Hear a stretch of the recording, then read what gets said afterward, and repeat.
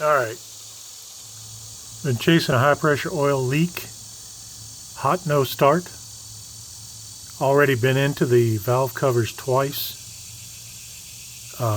Put the valve cover, or put the oil rail assemblies together on the bench and air tested them with both dummy plugs in the oil rail, all 4 injectors on the nipples, and air in the ICP port, and found zero or nearly zero air.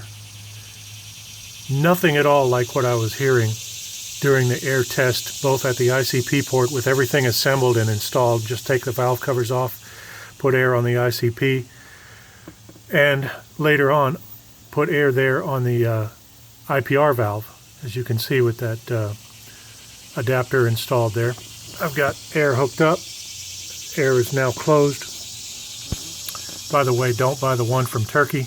That one is threaded improperly and it will mess up the threads in your pump if you try to install it all the way to where the oil control gasket seals. Okay, so I have found my leak and I want to show you what it looks like, because I'm afraid we may have a bunch of these.